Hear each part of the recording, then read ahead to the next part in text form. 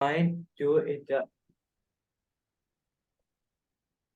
write a pseudocode statement to declare start date and assign to it data corresponding 15/11/2005. A declaration assignment. A pseudocode statement to declare start date and assign it to it the date corresponding to 15 declaration assignment. ये कह रहे हैं different part of program uses the variable start date, ठीक है। कौन सा variable use कर रहे हैं? स्टार्ट डेट, ठीक है। Right pseudocode statement to declare start date and assign it the date corresponding to 15/11/2005, ठीक है। यानी ये वाली डेट असाइन करनी है, ये वाली डेट हमने क्या करनी है? असाइन करनी है, ठीक है। तो अब कैसे करेंगे ये देखो। सबसे पहले हम लिखेंगे डिक्लेयर। क्या लिखेंगे? सबसे पहले हम क्या लिखेंगे? डिक्लेयर स्टार्ट डेट और उसकी डेटा टाइप डेट, ठीक है। अच्छा, ये तो हो गया डिक्लेयर। फिर हमने वैल्यू भी असाइन करनी है। क्या करनी है? वैल्यू असाइन करनी है, ठीक है। तो वैल्यू के लिए नीचे लिखा हुआ है स्टार्ट डेट। अच्छा, ये जो बिल्ट इन फंक्शन उसमें दिया, इंसर्ट में दिया, ये वहां से पिक करना है, ठीक है। आपको याद नहीं आ रहा होगा, आपने देखना डेट से रिलेटेड कौन सा दिया हुआ है। तो सेट डेट के थ्रू हम ये वाली जो डेट है जो इन्होंने बताई हुई है 15/11 और 2005, ये 15/11/2005 इस तरह लिखनी है, ठीक है। इसका लिखने का भी तरीकाकार आपको देखना चाहिए। और वो जो इंसर्ट है ना, वो देखते रहो। अच्छा, एक सेकंड होल्ड करना, एक सेकंड, ठीक है।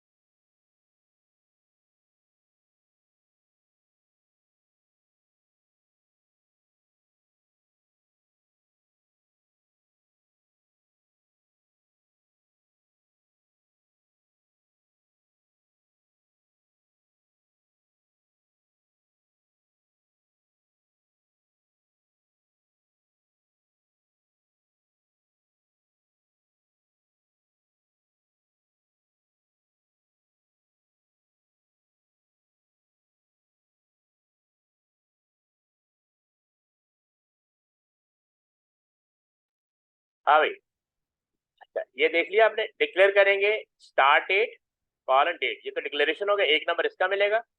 और अब इस वेरिएबल में वैल्यू स्टोर करनी है 15/11/2005। ये फॉर्मेट भी आपको पता होना चाहिए, ठीक है। और सेट डेट वो फंक्शन है जो इस वैल्यू को असाइन करेगा इस वेरिएबल के अंदर। तो ये जो बिल्ट इन फंक्शन है ये हमें इंसर्ट से देखना पड़ेगा। और इंसर्ट को आप रोजाना देखा करें, ये फंक्शन, ये बिल्ट इन फंक्शन काम कैसे कर रहे हैं, उनकी लॉजिक क्या है। आप समझे मेरी बात? अभी से प्रैक्टिस शुरू कर दो। Hello hello. Mic mute, sorry mic mute. मैं बोल रहा था क्या क्या क्या किसको देखूं मैं? वो जो कल हमने बिल्ट इन फंक्शन नहीं देखे थे, इंसर्ट इंसर्ट जिसको कहते हैं, मैं तुम्हें थोड़ी देर भेज भी देता हूँ, उसको पूरा रीड करो, ठीक है। बल्कि एक सेकंड में तो भेज देता हूँ। अच्छा, वो एग्जाम में दिया जाता है ना, एग्जाम में तो दिया जाता है, लेकिन मैं अभी आपको भेज रहा हूँ, ठीक है। आप उससे स्टडी करें जरा, ठीक है। एक सेकंड, मैं भी आपको भेज रहा हूँ ताकि ये मसला अभी से हल हो जाए। तो डेस्कटॉप,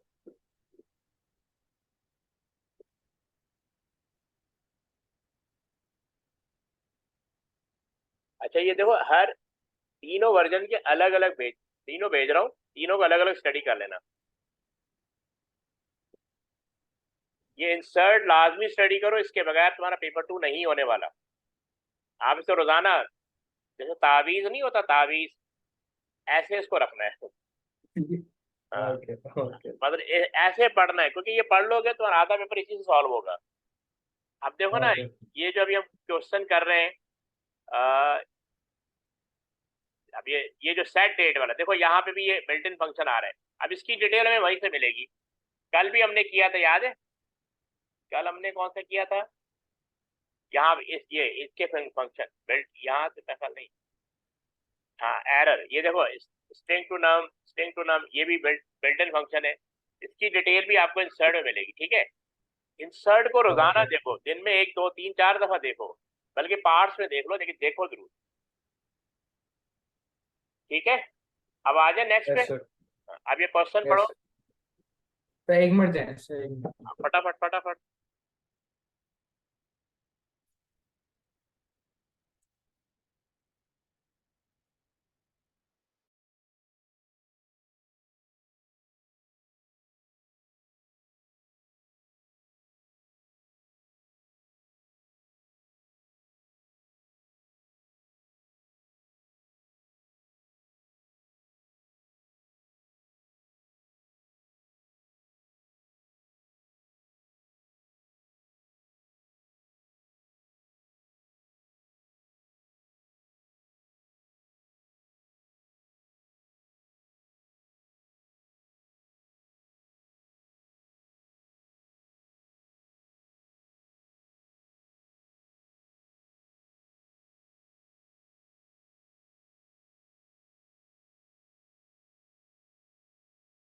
अभी आ गए।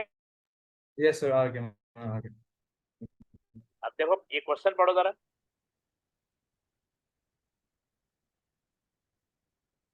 अच्छा, ये Uh, क्या? हाँ, मैं पढ़ता customer हूँ। collects.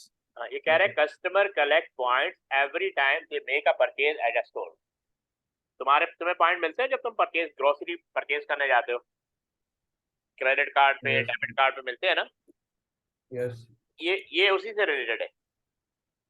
ये कह रहा है customer collect point every time they purchase at a store, ठीक है? A program is used to manage the point system and the table list some of the information stored for one customer, ठीक है? Name Yes. यानी customer का नाम आएगा, number of point collected, integer और date of birth. ये 3 information जो customer से रिलेटेड है। कह रहा है identify a suitable structure for storing the information for one customer, explain the advantage of using this structure. यानी आपने स्ट्रक्चर का नाम बताना है, ठीक है, और उसके एडवांटेज बताना। अब यहाँ पे तुमने रैकेट पढ़ा Okay. हुआ है? Racket, Record. हाँ, रिकॉर्ड, जिसमें मल्टीपल डेटा टाइप स्टोर करते हैं, हमने पढ़ा था, याद है? यानी Record तो देखो, पता है क्या क्या होता है मगर. ये देखो, एक तो वेरिएबल होता है ना, वेरिएबल में सिंगल वैल्यू आती है। यहाँ पे देखो, अगर टेबल में देखो, एक स्ट्रिंग है, एक इंटीजर है और एक डेट है। 3 डिफरेंट टाइप के डेटा टाइप आ रहे हैं। इस तरह की सिचुएशन में हम एक डेटा स्ट्रक्चर यूज करते हैं जिसको कहते हैं रैकेट। क्या कहते हैं? रैकेट। Record. Okay. हाँ, यानी वो क्या करता है कि हम वो मल्टीपल डेटा टाइप को स्टोर कर लेता है और उसका अपना एक वेरिएबल नेम हो, तो उसके थ्रू हम सबको एक्सेस कर लेते हैं, और अदरवाइज हमें हर एक को अलग अलग डिक्लेयर करना पड़ेगा, क्योंकि डिफिकल्ट हो जाता है। ये देखो, Yes. अगर मल्टीपल डेटा टाइप्स हो ना, जैसे स्ट्रिंग, इंटीजर, डेट, तो इसके लिए सबसे बेस्ट होता है रैकेट पढ़ते हैं इसको, ठीक है? रिकॉर्ड या रैकेट, स्ट्रक्चर का नाम रैकेट होगा। एडवांटेज क्या है? अ सेट ऑफ डेटा और all data related to one customer. एक ही कस्टमर से रिलेटेड सबका डेटा आ जाएगा। और different types is held under a single identifier और एंटिटी। यानी इसका एक अपना एक सिंगल नेम होगा जिसके थ्रू मैं इसको एक्सेस कर सकता हूँ, ठीक है? Yes. रैकेट, यानी आप Yes, समझ sir. रहे हैं कि अगर मल्टीपल डेटा टाइप को एक ही जगह पे स्टोर करना हो तो हम क्या यूज करेंगे? रैकेट। क्या यूज करेंगे? Record. Record. A set of Record. Data और all data related to one customer की रैकेट डिस्क्रिप्शन है of different data type is held under a single identifier और एंटिटी, ठीक है? Yes, sir. अब कह रहा है describe a data structure that can be used to store the information for all customer, ठीक है? तो अब वो कह रहा है describe a data structure that will be used to store the information for all customer. यानी एक से ज्यादा कस्टमर की इंफॉर्मेशन अगर एक जगह पे स्टोर करनी है तो कौन सा डेटा स्ट्रक्चर यूज करेंगे? ये क्वेश्चन समझ में आया कि नहीं? नहीं. क्वेश्चन क्या है, पढ़ो फिर। अच्छा ये वाला समझ में आया तुम्हें?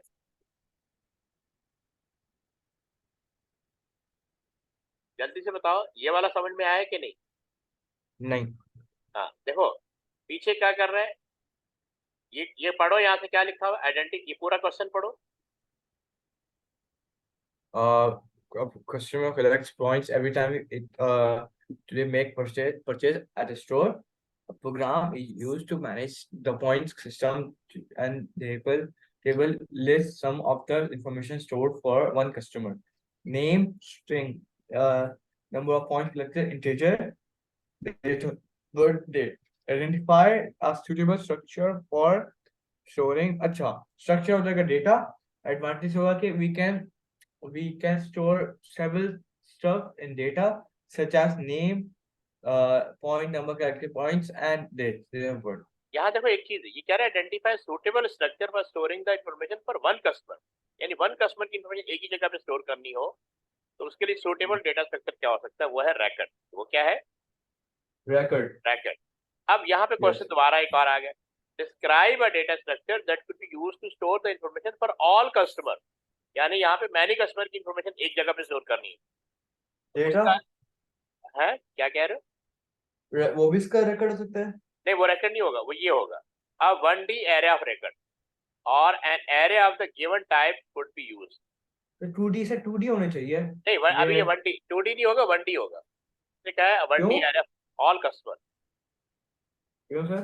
कस्टमर के नेम आ रहे होंगे ना बस, हर एक का यानी जो हाँ हर एक का कस्टमर ने देखो 2D एरे भी उस वक्त होता है जब रेलिवेंट डेटा हो, यहाँ पे कस्टमर के नाम का एक एरे बन जाएगा, ठीक है, और नंबर ऑफ पॉइंट कलेक्टेड इसका अलग बनेगा, डेट, क्योंकि सबकी डेटा टाइप डिफरेंट है।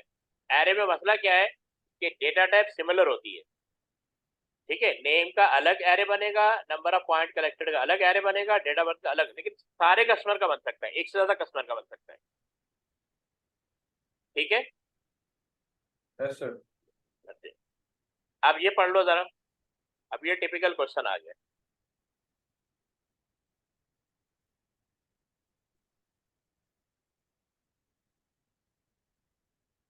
पढ़ रहे हो? Yes, customer receive the points depending on the amount they spend. The number of points depend on the band that amount falls into. Band that amount falls into. Okay, band 1 less than 10, 5 per whole dollar. Between 10 and 100, 7 per whole dollar. तो मतलब $7 मिल रहे हैं माशाल्लाह से. यानी Over 100 तो 10 per whole dollar. 10 से लेकर $100 की परचेज करते हो तो $7 मिलेगा। वो तो कह रहा $7, और अगर आप 100 ओवर 100 करेंगे तो आपको 10 मिलेंगे. मतलब सर ये तो उनका प्रॉफिट हो रहा है, हमारा हाँ। क्या. और ओवर 100 करोगे $10 मिलेंगे, $10 मिलेंगे बस माशाल्लाह. $100 की तो ग्रोसरीज होती भी नहीं, मैक्सिमम $15 की. यहाँ पे $100। जो होती है अरे भाई $100 की लोग लेते होंगे, 10 और $1000 की लेते होंगे लोग लेने वाले। नहीं नहीं सर, यहाँ पे जो होती है हमारी मैक्सिमम ग्रोसरी, जो मैक्सिमम जो पिछले पिछले बार मैं गया था हम लोगों के साथ, जो पूरा घर का राशन जो होता है ना, लाइक फुल चीजें, वो तकरीबन हुई थी अराउंड 200 और 300 रियाल्स. लगा लें उसके डॉलर्स में तो हो जाएगा $100 तक तो होगा. अभी पढ़ो जल्दी, हेलो. थोड़ा आगे। For example For example, if the amount is 99.7, this amount is band 2, and therefore the number of the 7 is 7 into 99, which is 693 points. The algorithm to calculate the points from a given amount is expressed as follows. Work out the appropriate band, calculate and output calculate and output the number of points. Apply the process of stepwise refinement to increase the detail of the algorithm. Structure your algorithm into sequence of the 5 steps that could be produced pseudocode. So हमें pseudocode बनाना algorithm के. Pseudo code बनाना नहीं है, pseudo code की तरह इसको explain करना है, ठीक है। एक तो ये कह रहा है कि ये इन्होंने डिफरेंट बैंड दिए, 1 2 3 बैंड दिया हुआ है, 1 का मतलब है लेस देन डॉलर। अगर कोई बंदा लेस देन डॉलर कोई परचेज करता है तो उसको 5 पर होल डॉलर दिया जाएगा, ठीक है। अब यहाँ पे Yes, लिखा sir. है for example if the amount is $99.77, यानी ये 100 के करीब करीब, this amount is in band 2 and therefore the number of point is 79 7 into 99, 79 into which is 693 point mill Okay. जाएंगे। तो क्या मिल जाएंगे? $7 नहीं मिलेंगे, इसको पॉइंट को कैलकुलेट किया Sir. जाएगा। 7 into 99 कर रहा है, ठीक है, Yes, sir. which is 693 point. The algorithm to calculate the point from a given amount is expressed as follows. Work out the appropriate band. इसका मतलब कि वो आप जो परचेज करेंगे उसको अकॉर्डिंग टू बैंड कैलकुलेट किया जाएगा, यानी बैंड 1, बैंड 2, बैंड 3, इसके अकॉर्डिंग। अगर $10 से नीचे परचेज कर रहे हो तो बैंड 1 अप्लाई होगा। $2 $100 10 और 100 के दरमियान परचेज करोगे तो बैंड 2 अप्लाई होगा। इसका मतलब इस पे लगेगी कंडीशन। क्या लगेगी? कंडीशन। अच्छा, उसके बाद $100 ओवर से करोगे तो बैंड 3 अप्लाई होगा। यही लिखा हुआ है वर्कआउट द एप्रोप्रिएट बैंड। तो हमने तीनों का वैल्यूएट करना है। फिर कह रहा है calculate and output the number of point. Formula इन्होंने ये दे दिया, इसके हिसाब से करेंगे। Apply the process of stepwise refinement. पता है स्टेप वाइज रिफाइनमेंट क्या होता है? जी स्टेप वाइज रिफाइनमेंट क्या होता है? स्टेप नहीं। अब ये हम पढ़ चुके हैं लेकिन तुम भूल गए हो। आप पता क्या किया करो, तो मैंने बुक भेजी है ना, जी बुक तो है मेरे पास। उसका चैप्टर 9 पढ़ा तुमने? नहीं। देखो तुम्हारे पास 4 दिन है, तुमने चैप्टर 9, 10, 11, 12 ये सारे पढ़ लेने अगले 4 दिन में। अगर तुम चैप्टर रीडिंग चार नहीं दिन करोगे, चार। तुम चैप्टर रीडिंग नहीं करोगे तो तुमसे ये पेपर 2 नहीं होने वाला। इसमें बहुत सारी चीजें हैं। अब अब स्टेप वाइज रिफाइनमेंट कर चुके हैं लेकिन तुम्हें याद नहीं है। अच्छा, apply the process of stepwise refinement to increase the detail of the algorithm. Stepwise refinement का मतलब है कि हम डिटेल के अंदर और डिटेल निकालते हैं, डिटेल विद इन डिटेल, ताकि ये सिंप्लीफाई हो सके problem. Structured your algorithm into a sequence of 5 steps that could be used to produce pseudocode. तो अब इसका यहाँ पे कह रहे राइट दी 5 स्टेप्स, वो हमें 5 स्टेप लिखने हैं कि ये एल्गोरिथम बिल्ट हो सके, ठीक है। आपकी आवाज अटक रही है। हाँ, आवाज अटक रही है। जी। ओके, दोबारा सुन लो। ये हम अप्लाई,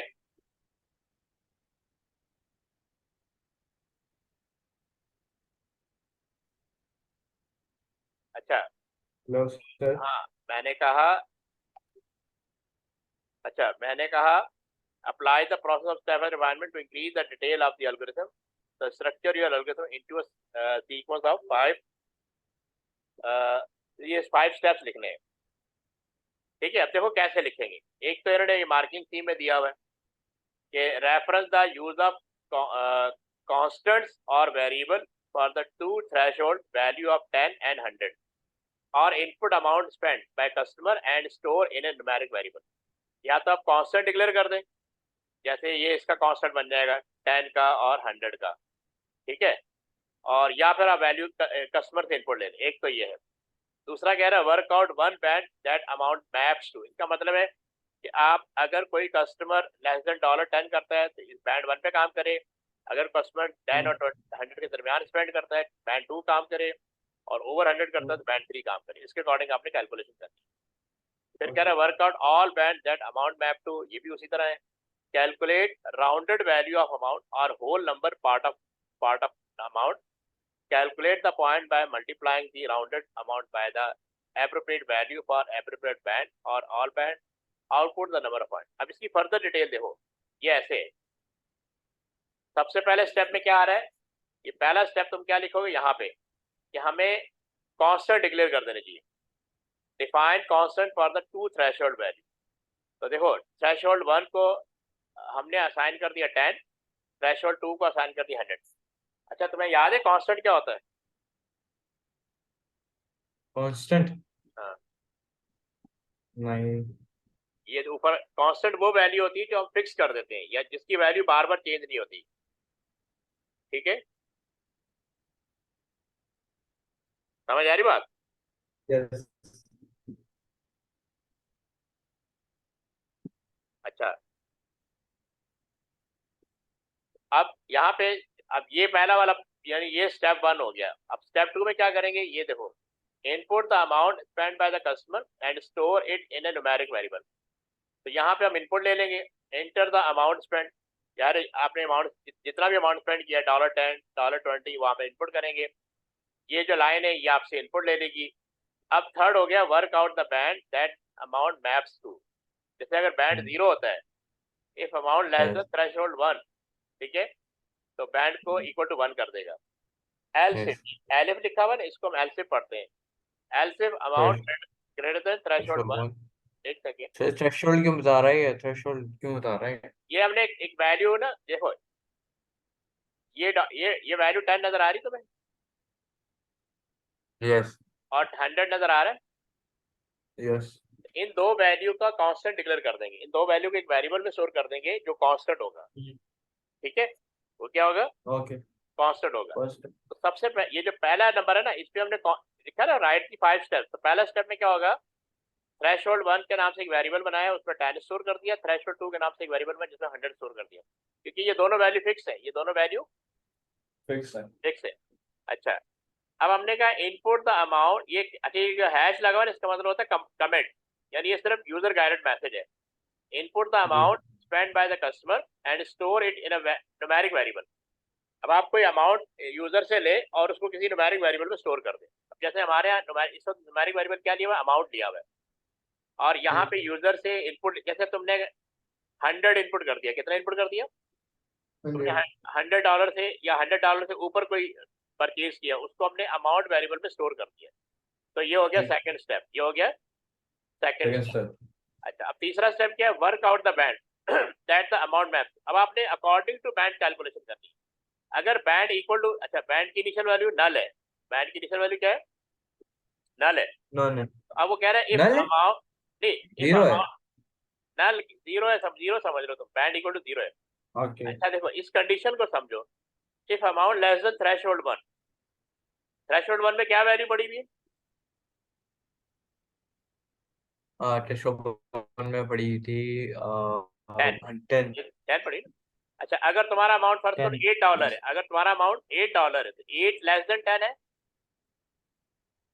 8 लेस देन 10 है। यस अगर 8 लेस देन 10 है तो बैंड 1 अप्लाई हो जाएगा। बैंड 1 में क्या था, कितने, 5 को मल्टीप्लाई कर दो, 5 पर होल डॉलर से मल्टीप्लाई, ठीक है, यानी 5 फर्स्ट करो 8, 5 into 8 तो 40 पॉइंट आ जाएंगे, यस ठीक है, 40 पॉइंट आ गया। अच्छा, अगर ये कंडीशन ट्रू नहीं है तो सेकंड एल्सिफ वाली कंडीशन, एलिफ लिखा है लेकिन एल्सिफ पढ़ेंगे, amount greater than equal to threshold 1 and amount less than threshold 2। ये सेकंड कंडीशन याद है, बिटवीन 10 और 100, इसके लिए हमने ये वाली कंडीशन लिखी है, अमाउंट ग्रेटर देन थ्रेशोल्ड 1 यानी 10 से बड़ा हो और 100 से छोटा हो तो बैंड 2 अप्लाई हो जाएगा। कौन सा बैंड अप्लाई हो जाएगा, बैंड 2 फर्ज करें तुम्हारा वो जो अमाउंट आ रहा है वो $20 आ रहा है, कितना आ रहा है, $20 $20 आ रहा है, तो उसको किससे मल्टीप्लाई करेंगे, 7 से, किससे मल्टीप्लाई करेंगे, 7 पर होल डॉलर, तो आपका 240 पॉइंट आ जाएगा। अच्छा, एल्स अगर ये दोनों कंडीशन रॉन्ग है, ऑब्वियसली तुमने $100 से ऊपर परचेज किए, तो बैंड 3 अप्लाई हो जाएगा। बैंड 3 का मतलब है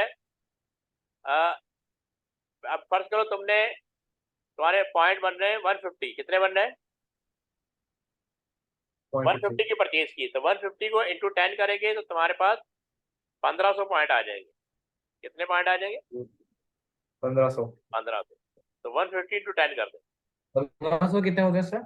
है 1500, 1500 कितने होते हैं? 1500, 1500, 1500, 1500 हाँ, ओके 1500, ओके ओके ओके 1000 अच्छा अब ये हो गया, ठीक है। 1500 अच्छा, ये हो गया तीसरा step, work out all band, ठीक है, दोनों 2 और 3 दोनों हो गया। अब फोर्थ लिखा हुआ calculate rounded value of amount. अब ये कैसे होगा, calculate the rounded value of the amount, rounded एक वेरिएबल ले लेंगे, राउंडेड अमाउंट का ना इक्वल अमाउंट में फर्ज करो ये वैल्यू आ रही है ना, जैसे इसमें उन्होंने एग्जांपल भी दी थी 99.77, तो इससे मल्टीप्लाई नहीं करेंगे, 99 से मल्टीप्लाई करेंगे। तो इसको राउंड ऑफ करने के लिए हम यहाँ पे एक फंक्शन यूज कर रहे हैं इंट के नाम से, अमाउंट ठीक है, अमाउंट फर्ज करें 99.77 आ रहा है, ये उसको राउंड कर देगा, यानी फर्ज करें राउंड ऑफ कर दिया, राउंड हो सकता है राउंड डाउन कर दे, तो 99 कर दिया, 99.00। इंट क्या करता है, उसको उसका इंटीजर पार्ट पिक कर लेता, सिर्फ 99 पिक करेगा और राउंडेड अमाउंट में स्टोर कर देगा। अब कह रहा है calculate the points earn, point equal to 0, initial value 0 है, ठीक है, इसमें टोटल डालना है। If band equal to 1, if band equal to 1, Yes. तो राउंड जो भी राउंडेड अमाउंट आ रहा है उसको मल्टीप्लाई बाय 5 Yes. करेंगे और पॉइंट में स्टोर हो जाएगा। Else if band equal to 2, तो राउंडेड अमाउंट मल्टीप्लाई बाय 7 हो जाएगा, पॉइंट में स्टोर हो जाएगा। एल्स, ये तीनों कंडीशन अप्लाई नहीं हो रही, तीसरी अप्लाई होगी, राउंडेड अमाउंट इनटू 10 और पॉइंट में स्टोर हो जाएगा। Output the number of point, अब यहाँ पे आउटपुट आएगा, ये जो हैश लगा होता है ना, ये कमेंट्स के लिए होता है।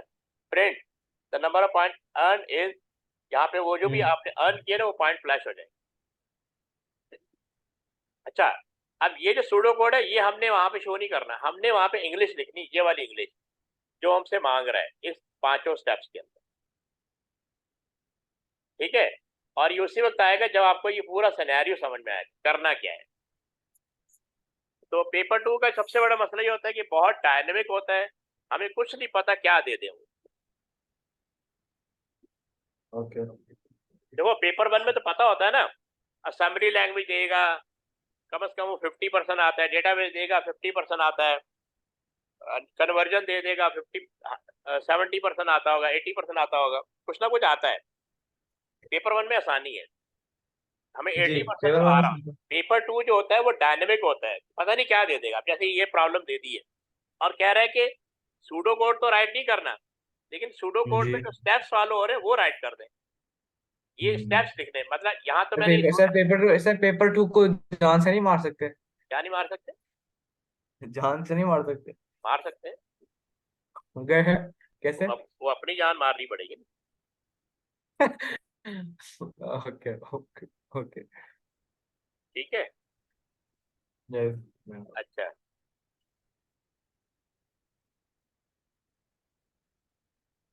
अच्छा क्वेश्चन नंबर 3। अच्छा। अब क्वेश्चन नंबर ये हो गया ना, अब देखते। अच्छा, अभी फर्दर मैंने इसकी डिस्क्रिप्शन लिखी हुई है। This algorithm work as follows, it define two constant for the two threshold value, threshold 1 and threshold 2। ये किया था ना हमने, ये यस। देखो। ओके, तो ये आप लिख सकते हैं। ओके, स्टेप 1 में it input the amount spend by the customer and store it in a numeric variable amount. हमने सेकंड स्टेप पे यही किया था, ये वाला, input the amount spend by the customer and store it in, ये आपका सेकंड स्टेप हो गया। फिर है it works out the band that the amount maps to by comparing it to the two threshold value. ठीक है, तो जो भी बैंड अप्लाई हो रहा होगा, जो भी कंडीशन अप्लाई हो रहा होगा उसके अकॉर्डिंग हम कैलकुलेशन कर रहे होंगे। और यहाँ पे कैलकुलेशन हो रही है, it calculate the rounded value of the amount, rounded amount. It calculate the point earn by multiplying the rounded amount by the appropriate value of the appropriate band. It output the number of point. तो ये 5 steps आपने वहां पे लिखने हैं, इन्हीं को लिखना है यहाँ पे, ये 5 स्टेप। सही सही क्वेश्चन पे कल भी समझा देंगे प्लीज। इस तरह का क्वेश्चन भाई, इस तरह का पहले यस। कभी आया ही नहीं है। ये हमेशा एक नया क्वेश्चन देते हैं, नया सिनेरियो देते हैं। अभी तो हम पूरा पेपर पागल। चल रहा है ना हमारा, ये जून 23 का पेपर 21 चल रहा है, फिर 22 डिस्कस करूंगा, फिर 23 डिस्कस करूंगा। सिर्फ 23 के 3 पेपर है और एक क्लास में हमारा 2 क्वेश्चन बड़ी मुश्किल से डिस्कस हो रहे हैं। अच्छा, अब ये पढ़ो क्या लिखा हुआ है। Question number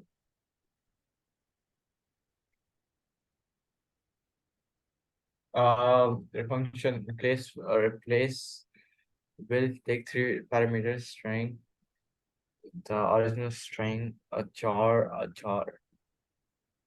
Okay, from a new string, from original string, where all instance of the original character are replaced by a new character written the new string. अच्छा, किसको देखो होता है? ये कह रहा है कि एक फंक्शन बनाना है रिप्लेस के नाम से। किसके नाम से? फंक्शन की Function. फंक्शन या प्रोसीजर की आइडेंटिफिकेशन कैसे होती है? जैसे जो वेरिएबल नेम होता है उसके आगे स्मॉल ब्रैकेट लगी होती है, इसका मतलब ये कोई फंक्शन है या प्रोसीजर है। ये कह रहा है कि आपने फंक्शन बनाना है रिप्लेस के नाम से, जिसके 3 पैरामीटर है। जिसके क्या है? 3 पैरामीटर है, a string, the original string, a char, the original character, HR the new character. यानी एक स्ट्रिंग वेरिएबल होगा, एक और दो कैरेक्टर वेरिएबल होंगे। अब ओरिजिनल, अच्छा रिप्लेस का मतलब है, तुमने वर्ड पे काम किया, वर्ड पे देखो मैं तुम्हें दिखाता हूँ। वर्ड पे एक फंक्शन होता है रिप्लेस वाला, यानी वर्ड के पीछे ये वाला कोड काम कर रहा है। आपने दिखाया मुझे अब मैं दिखाता हूँ, एक सेकेंड, माइक्रोसॉफ्ट वर्ड। एक सेकेंड। वर्ड, ये देखो मैं लिखता हूँ ऑर्गेनाइजेशन, आर,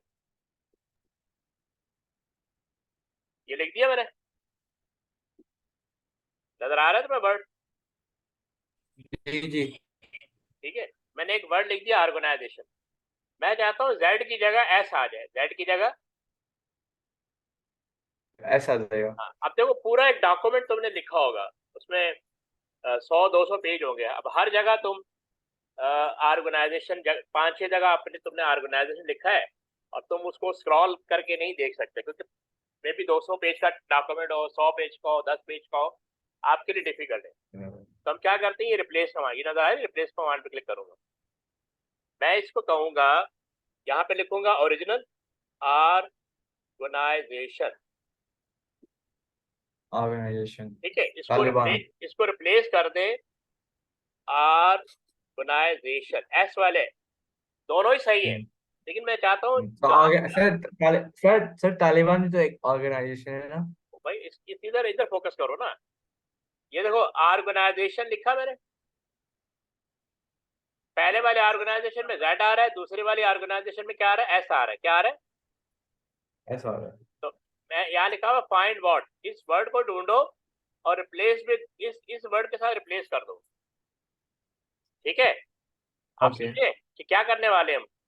बताओ क्या करने वाले हैं? इसको फाइंड नेक्स्ट करेंगे। हाँ नहीं, मतलब हम एक वर्ड, ये वाला वर्ड फाइंड करके डॉक्यूमेंट में जहां जहां भी ऑर्गेनाइजेशन जेड के साथ आ रहा है, उसको हाँ, एस वाले ऑर्गेनाइजेशन से रिप्लेस कर दो। ओके। तो मैं खाली, अगर तो मैंने सबको ही करना है, रिप्लेस ऑल कर दूंगा, अगर वन बाय वन करना है तो एक वर्ड को करने से एक ही वर्ड होगा। हाँ, एक ही। अरे, सर एक सवाल है। हाँ ऑर्गेनाइज अगर एक ऐसे में हमने ऑर्गेनाइजेशन बहुत दफा लिखा है, ठीक है, तो अगर रिप्लेस करेंगे तो वो किसको रिप्लेस करेगा, एक को कैसे कैसे करेगा। नहीं नहीं, देखो अगर मैं रिप्लेस ऑल पे करूंगा ना, तो जहां पे जी, भी उसको ऑर्गेनाइजेशन जेड वाला मिलेगा ना, उसकी जगह वो एस वाला लगा देगा बस, और कुछ नहीं, नहीं करेगा। अगर अगर हमने सारे जेड वाले लिखे हैं, अगर हम सारे जेड वाले लिखे हैं और हमने एस वाला लिख दिया, हमने कहा इसको रिप्लेस कर दो, तो सबको रिप्लेस कर देगा क्या। यार तुम बात ही नहीं समझ रहे, एक को रिप्लेस करना है और एक को उसकी जगह प्लेस करना है, ठीक है? तो ये जो जी, फाइंड वर्ड है ना, इसमें लिखा आ रहा है कि ऑर्गेनाइजेशन जेड वाला फाइंड करो, रिप्लेस विद ऑर्गेनाइजेशन एस वाला अप्लाई कर दो। मैं अप्लाई रिप्लेस ऑल कर दूंगा, ये रिप्लेस, ठीक है इस पर। तो ये वाली जो एक्टिविटी है ना, इस सूडो कोड के अंदर करनी है, ठीक है? ये वाली नहीं एक्टिविटी, नहीं समझ आया। नहीं तुम्हें वर्ड इसको वाला रिप्लेस समझ में कर नहीं दिया। आया? वर्ड वाला जो एक्टिविटी समझ में नहीं आया? ये वर्ड नहीं, वर्ड वाला समझ तो आ गया उसके मुझे। पीछे ये वाला कोड लिखा है ना, कि आप एक जी, फंक्शन बनाए रिप्लेस के नाम से, जो नहीं, आपसे, सूडो को लिखेंगे तो लिखेंगे क्या सूडो कोड में। पहले सुन तो लो ना। बताया तुम्हें सर। तुम्हें समझा दिया ना कि वो वाली एक्टिविटी करनी है, उसी के जी बारे में तो ये बता रहा है। टेक्स 3 जी, पैरामीटर, पैरामीटर का मतलब होता है कंडीशन या इनपुट, ठीक है? 3 इनपुट होंगे, एक इनपुट होगा स्ट्रिंग, यानी पहले आप एक स्ट्रिंग लिखेंगे, और एक होगा आचार द ओरिजिनल कैरेक्टर, आचार द न्यू कैरेक्टर। उस स्ट्रिंग में किसी एक कैरेक्टर को दूसरे कैरेक्टर से रिप्लेस करना है। फिर कह रहे हैं form a new string from the original string where all instances of the original character are replaced by the new character, return the new string।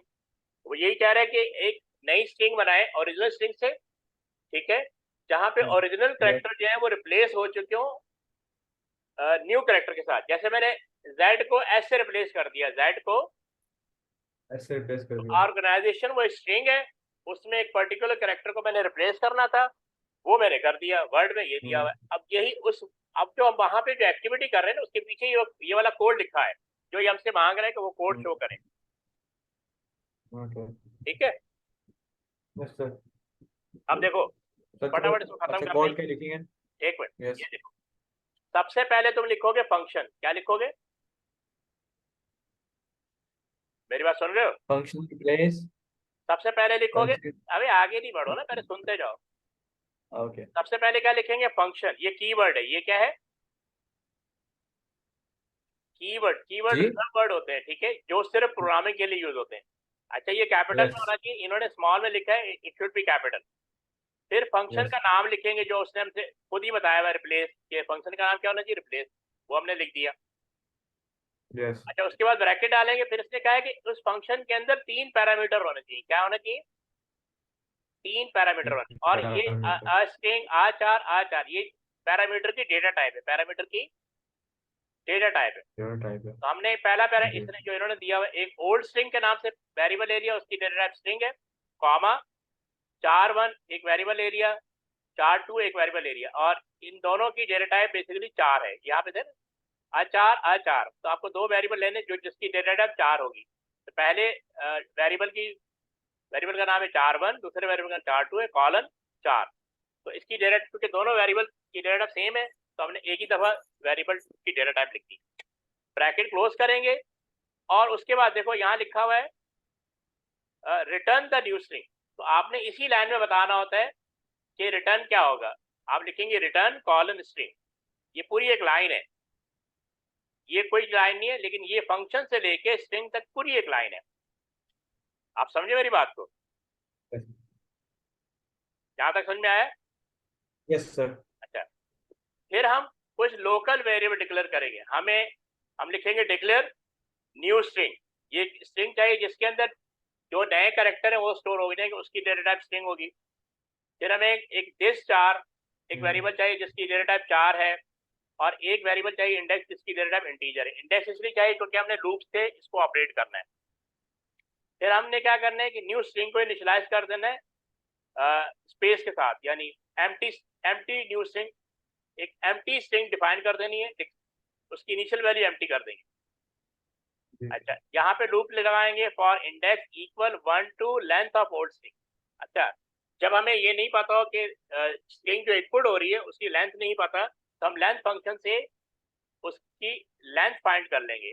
Old string में फर्ज करें आप, जैसे मैंने लिखा ऑर्गेनाइजेशन, तो ये उसकी पहले लेंथ फाइंड कर लेगा और इंडेक्स वेरिएबल में स्टोर कर देगा, ठीक है। और अब जो लूप जो है ना, उस स्ट्रिंग की लेंथ के अकॉर्डिंग चलेगा, वरना हम बताते हैं ना 1 to 10 चले, 1 to 100 चले। तो यहाँ पे हमने इसको डायनेमिक कर दिया है, ये लूप उतने टाइम चलेगा जो स्ट्रिंग की लेंथ होगी। स्ट्रिंग की लेंथ 5 कैरेक्टर हो सकती है, 10 कैरेक्टर हो सकती है, 15 कैरेक्टर हो सकती है, ठीक है। यस। अच्छा, अब उसके बाद हमने ये मिड फंक्शन यूज करना है। अब ये देखो, ये भी आपने इंसर्ट से दोबारा पढ़ना है कि मिड क्या करता है। मिड क्या करता है, स्ट्रिंग में से कोई भी कैरेक्टर पिक करेगा और वेरिएबल में स्टोर कर देगा। अब ये मिड फंक्शन क्या करेगा, ओल्ड स्ट्रिंग में जो स्ट्रिंग आ रही होगी उसको रीड करेगा, कॉमा इंडेक्स। अब इंडेक्स की इनिशियल वैल्यू 1 है, कॉमा 1, यानी फर्स्ट पोजीशन पे फर्स्ट कैरेक्टर जो पड़ा हुआ है वो उठाओ और दिस स्टार में स्टोर कर दो। उसके बाद हम क्या करेंगे, if this star equal to 4 1, अगर जो कैरेक्टर हमने पिक किया है दिस स्टार के अंदर स्टोर किया वो 4 1 के बराबर आ जाए, देन 4 2 में जो भी कैरेक्टर पड़ा हुआ वो दिस स्टार में ट्रांसफर कर दे, और ये एंड अप हो जाएगा। उसके बाद ये बाहर आएगा तो यहाँ पे एक न्यू स्ट्रिंग बनेगी। न्यू स्ट्रिंग पहले जब स्टार्ट होगी तो यहाँ ब्लैंक होगी, एंड M%, ये क्या, दिस स्टार और न्यू स्ट्रिंग दोनों को ज्वाइन कर देगा। तो आपका जो भी पहला कैरेक्टर हो जाएगा वो न्यू स्ट्रिंग में स्टोर हो जाएगा, और ये लूप उस वक्त तक चलता रहेगा जितनी स्ट्रिंग की लेंथ है। जब लूप से बाहर आएगा तो आगे इसको मिलेगा रिटर्न न्यू स्ट्रिंग, तो ये फंक्शन को रिटर्न कर देगा न्यू स्ट्रिंग। ये है इसका लमसम। यस। इसकी फर्दर डिटेल मैं कल डिस्कस करूंगा, ठीक है। ये मैंने जी। पूरी जी। बनाई हुई इसकी हर एक ओ स्टेप में, शाबाश, ओ ठीक है। शाबाश। ये देखो यहाँ यस यहाँ पे सर। खत्म, अभी चौथा क्वेश्चन भी पूरा नहीं हुआ, 2 दिन हो गए, ठीक है। तो तुम्हें जरूरत है काफी ज्यादा मेहनत की। तुम्हें जो मैंने वीडियो भेजी है उनको देखना, अभी आज एक और वीडियो भेजी वो भी देख लेना। अब ये पेपर 2 तुम्हारा उस पर डिपेंड करता है कि तुम वीडियो कितनी देखते हो और उसको समझते कितना हो। और उसे परफॉर्म करो, जो Okay. वीडियो में हो रहा है उसे परफॉर्म भी करो, खाली देखनी नहीं है। That's- अब आपने क्या करना है, ये मैं वीडियो आपको वो वीडियो भेजूंगा। देखी है, हाँ, मैंने वीडियो देखी मैं है। वीडियो आपको भेज दूंगा। इस प्रोग्राम को 5 दफा लिखना है। इस प्रोग्राम को आपने कितनी बार लिखना है? 5 दफा। कल मुझे चाहिए ही। 5 दफा, हाँ 5 दफा। हाँ, 5 दफा। कितनी देर ओ लगेगी? शाबाश। 15 मिनट में हो जाएगा, 2-3 मिनट। जब तक आप लिखेंगे नहीं ना, आपको समझ में नहीं आएगा कि हो क्या रहा है। तभी तो आप उससे क्वेश्चन करेंगे, ये क्या है, ये क्या है, ये क्या है। आप मुझे 5 दफा लिख के Yes, भेज yes. रहे हैं कल, और फिर ये भी बताएंगे कि आपने वीडियो देखी या नहीं देखी। हाँ, ठीक है? ठीक है, मैं, यस सर, ठीक है, फिर क्लास एंड करते हैं। यस सर, कल फिर 11 बजे ले लेना। हाफिज। ओके, अल्लाह। ओके।